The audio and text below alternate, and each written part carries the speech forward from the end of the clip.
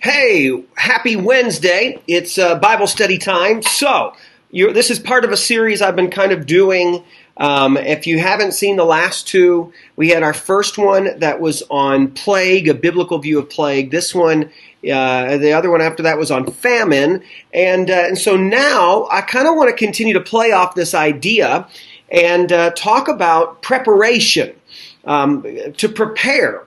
A biblical view of that. And so kind of how do we respond to some of the stuff that we're seeing? By the way, we're going to do something a little different. The past couple I've done have been longer. I think from now on, we're just going to do shorter things. I'm going to do more parts. And so that is easier for you. You're not having to sit and listen for a long time. And it's easier on your eyes. You're not having to kind of look at me. And there you go. So anyways, a couple things. You can't help but look at the news. And, you look at an article like this. This comes out of the New York Times. And when was this one put out? This was April 22nd. So we're, 7 days ago. It's title, instead of coronavirus, hunger will kill us. A global food crisis looms. And so it just talks about the fact that you've had this kind of food crisis that's been taking place, and a lot of that comes down to, like I said, it's not necessarily that there's been a drought or anything like that, or anything, some global, heat or lack of water, all that kind of stuff. It really comes down to what the pandemic has done, the lockdown, the social distancing, and that's what they're saying here, is that it's drying up work and incomes and disrupting agriculture production and supply routes. So that's part of it. Then you look at something a little bit closer to home, and this was 2 days ago, and this is groceries could see meat shortages by the end of the week amid plant closings. And of course, if you're watching stuff in America, you're looking and you're saying that, we see meat shortages and that's coming. Everyone's talking. I mean, Tyson Foods came out, which, by the way, Tyson Foods, if you're watching, you don't sponsor. I don't want to put Little Debbie is not an official sponsor, but yet I will sponsor them. Tyson Foods, if I could put a bag of your chicken wings on my wall, I would. But I can't, because that's kind of gross too. But I won't. Tyson Foods, I love you. Yummy. But anyways, Tyson Foods had come out and they had said that because of plant closures, there's necessarily going to be a issue with supply, at least in terms of meat. And of course, there's you get to something like that where you see the story yesterday that it was that President Trump was signing an executive order to prevent meat shortage. Now, of course, you're looking at my articles here. You say, well, New York Times and NBC. Who cares where it came from? It's just a thought. So let's imagine. Let's imagine that these are things that are real possibilities. So the question needs to be then for the Christian. Is how should we prepare, right? Is preparation for a coming food shortage, is preparation for a meat shortage, vegetable shortage, is getting canned goods, loading a freezer, is that stuff that we should do? Because there would be some who we're going to talk about over this week and next, and really next week will be the time where we deal with more of it. Some who might want to make the case that to prepare, to kind of store up goods, fill that freezer, to go out now and to try to get ahead of things because you're reading stuff like this and you're thinking about what could be, that some in the faith might say, but doesn't that demonstrate a lack of faith? Doesn't that demonstrate a lack of faith in God's provision and God's taking care of you? And so there are some on one side who'd say, stock up, get ready, it's important. Christians know that it's important to do this. And there will be others on the other side says, no, trust that God's going to take care and let him handle that, and you just keep doing what you've got to do. So here's what I want to do the next 2 weeks. This study and then the next one. And if you're watching us on YouTube, there'll be the next one that'll be posted next week. But let's look at to this week, just kind of a view of preparation through kind of the lens of storage and food storage And then we'll talk more about preparation next week. So just in general, I want to look at how food storage was used in the Old Testament and in the New Testament, the idea of storing up goods. So my first passage I want to go to, because if we've been going through this for a while, the past 2 weeks, we've necessarily had to deal with the Joseph passage. Now, I don't want to use the Joseph passage as just the one passage to do, because there's a lot there, but I want us to think through this passage. And then I want us to look at some points from this. So Joseph, after giving the interpretation of the dream to Pharaoh, says, let Pharaoh look for a discerning wise man, set him over the land of Egypt. Let him appoint overseers of the land, take a fifth of the harvest of the land of Egypt during the 7 years of abundance, and let them gather all the excesses of food during these good years that are coming. Under Pharaoh's authority, store the grain in the city so they may preserve it as food. The food will be a reserve for the land during the 7 years of famine that will take place in the land of Egypt. Then the country will not be wiped out by famine. Okay, so biblically we can look at this, right? And we could say, okay, Joseph was wise, and this was the advice he gave. Now, here's what we can't do, okay?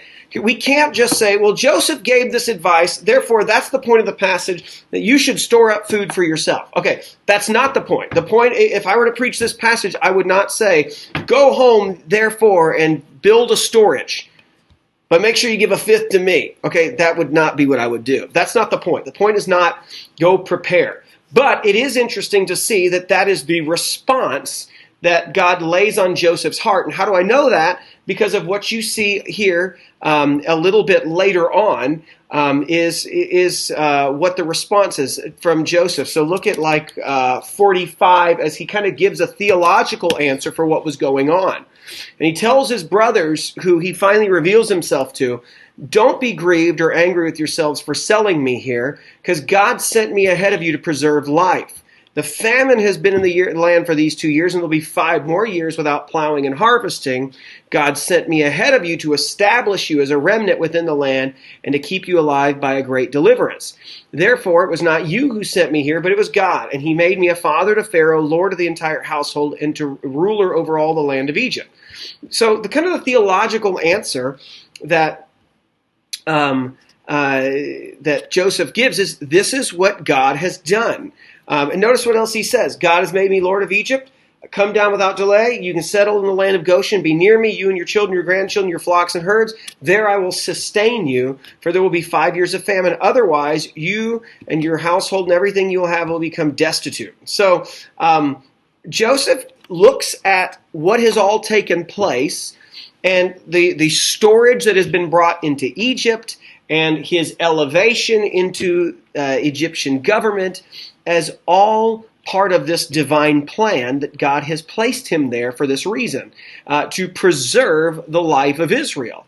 Now, granted, as we've looked before, it was also to preserve Egypt and to bless them, and also to he uses it to take care of the people, but also to transform Egypt for his own purposes later. But it was primarily, one of the big things was to pull Israel in and to preserve them. The storage things were used to preserve Israel.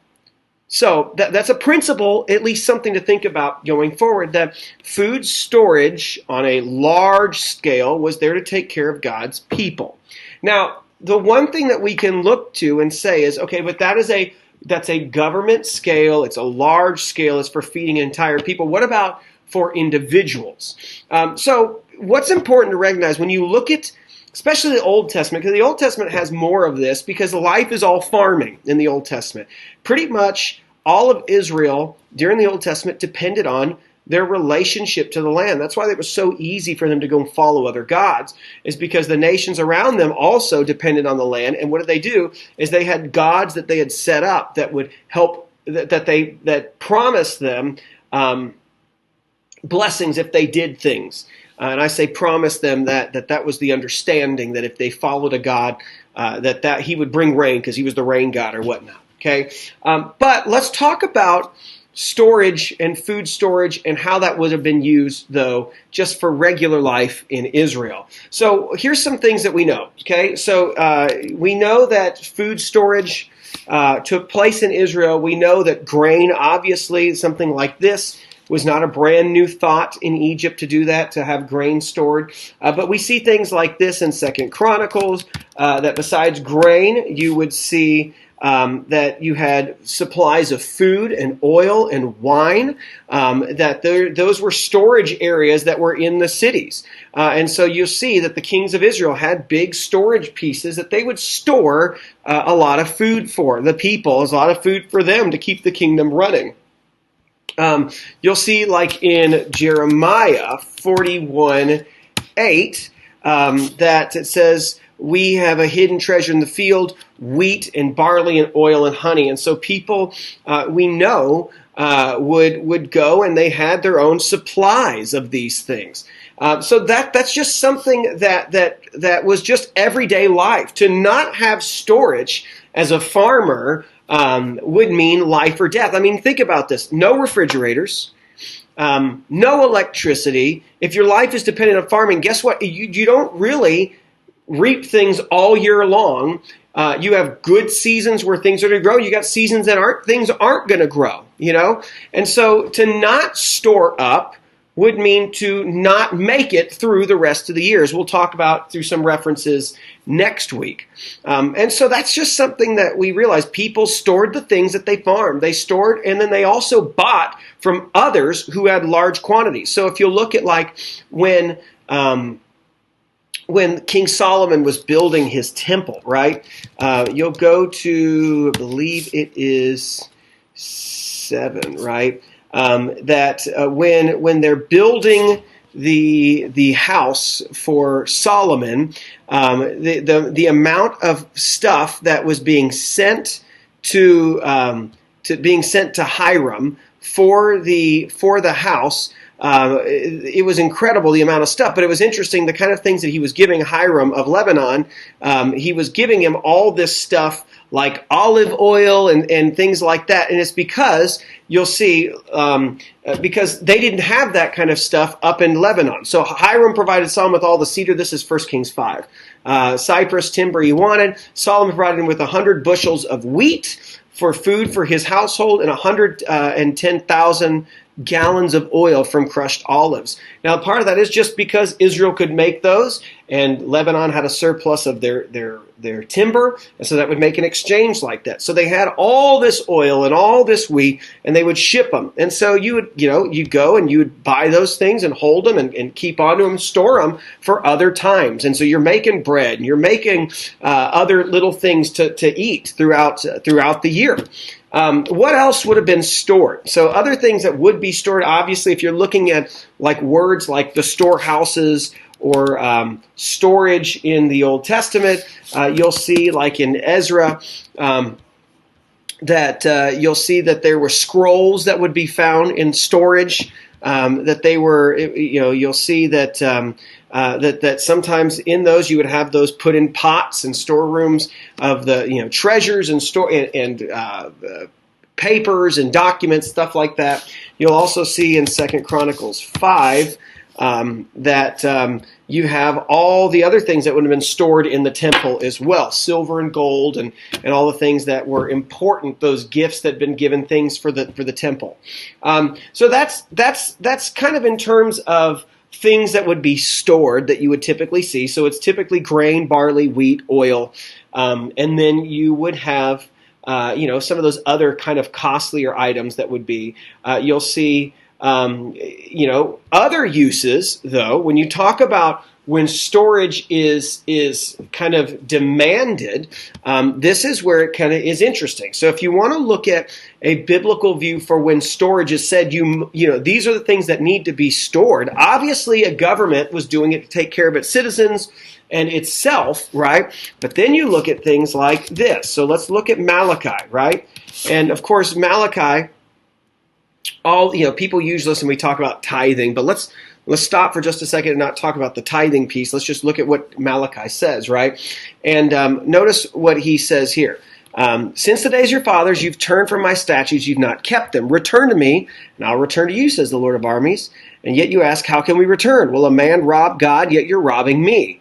How have we robbed you, you ask? So God is saying, you guys robbed me. And the people say, well, how did we rob? He goes, by not making payments of the tenth and the contributions.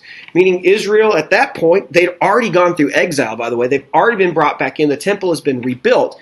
And God is saying, you guys don't give me a tithe. You don't bring me anything anymore. You're suffering under a curse, yet the whole nation, you're still robbing me. Meaning, I've started to curse you.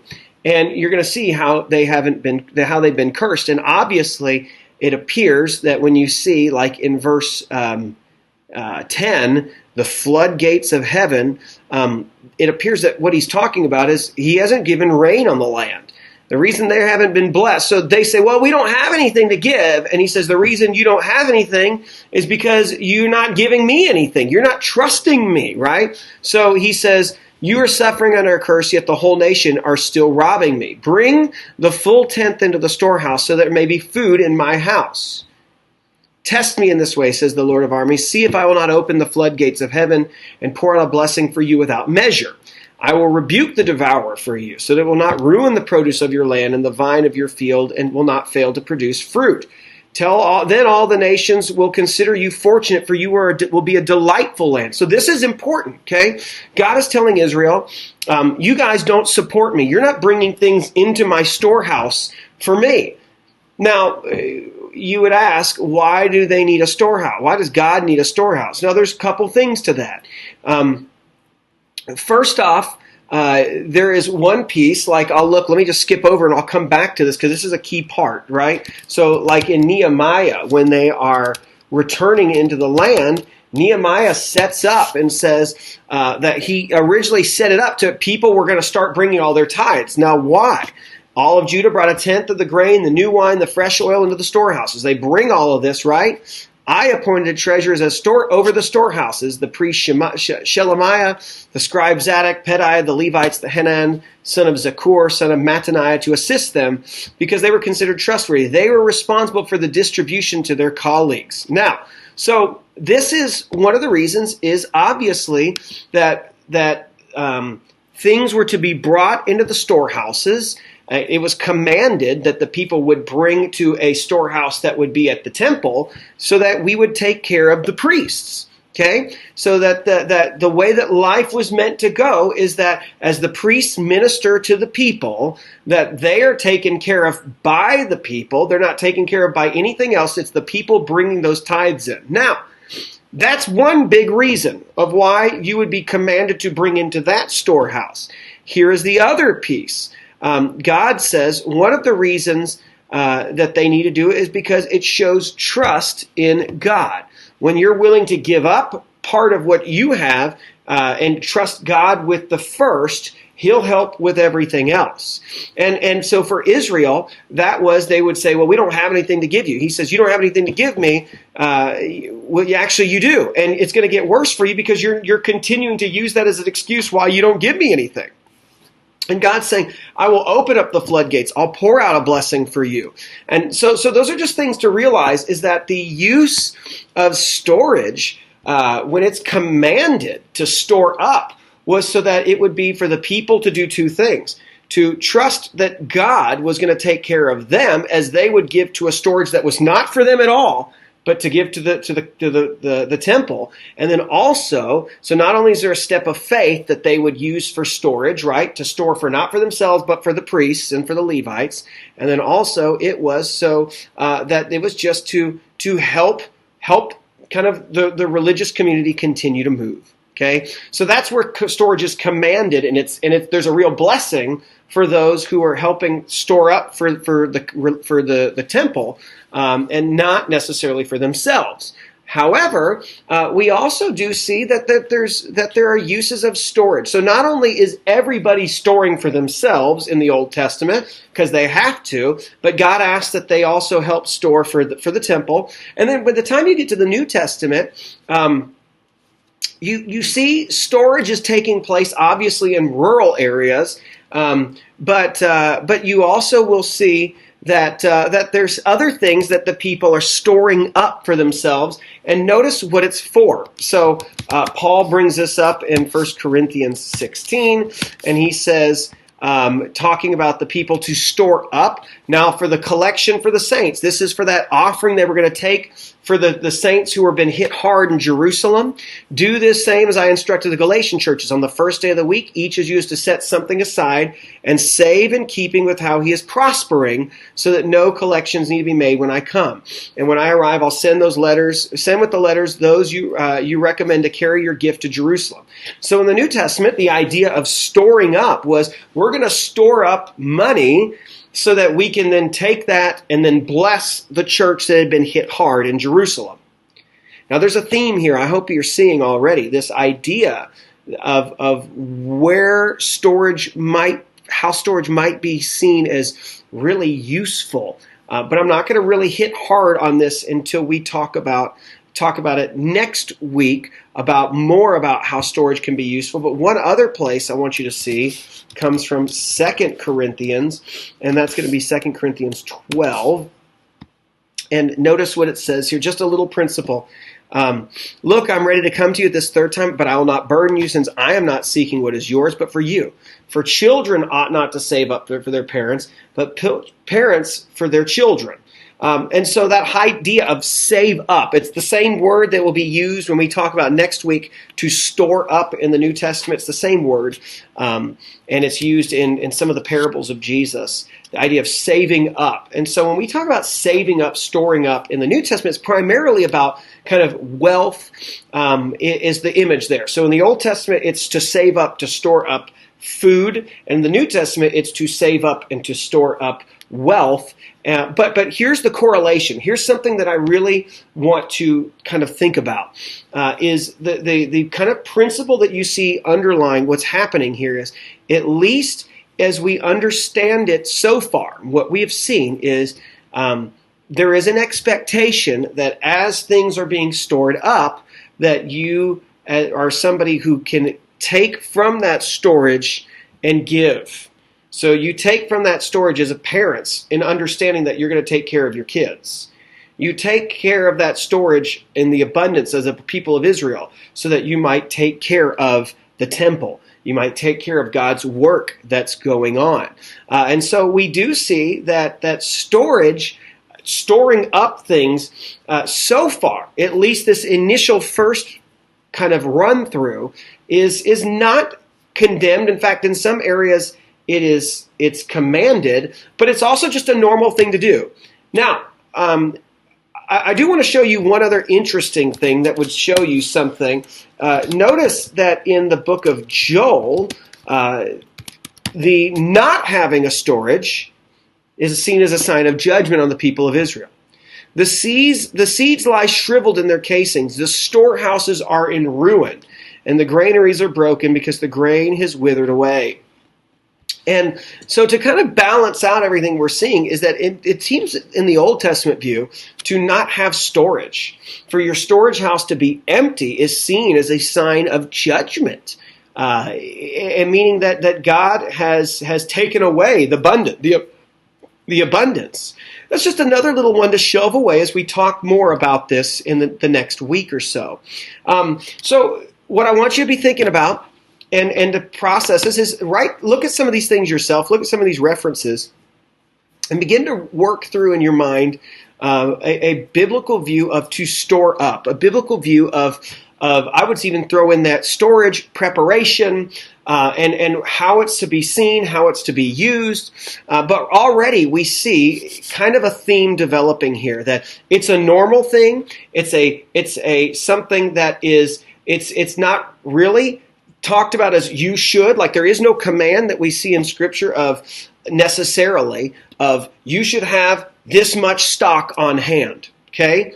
We don't see anything like that, but it's something that people did. They already did this, as we'll see in verses next week. And to not have it sometimes was indicative that God had judged them. To not have it would mean that sometimes maybe that they have not shown trust to God by trusting Him with the first of it all. And so those are things just to kind of mull through as we begin to talk about storage. All right, before I close, I want you to think about this. There's a question I want you to answer, and I want you to, if you've got it, email it to me, and or put it on the Facebook when I post on the Facebook here. But what is one thing that God is very much against you storing up? It's there. It's in the text. What is one thing God is against you storing up? All right, I'm not going to answer that, but I will next week. So there's at least one thing that you better not store up on that. So I look forward to seeing what your answers might be. And if you're watching this on YouTube, put it down there. Let's see if you're right or wrong, because there's an answer to that, and we'll deal with it. But until then, guys, I hope you enjoyed this. Next week, what we're going to do is we're going to show. I really want to ask the question next week is, does it really show a lack of trust to prepare? Because there's some verses that could be used for that, and I want to deal with that, and I also want to show you kind of another cool answer about preparing. Whether you're preparing for a famine or you're preparing for trouble or anything like that, what's the biblical view of that? And we'll deal with that next time. So is it really show a lack of faith?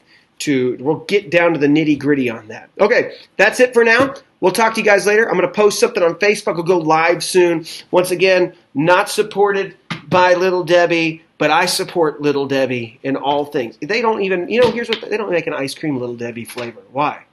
They make Girl Scout cookie ice cream flavors, but why not? I got to fix that. Okay, we'll talk to you later.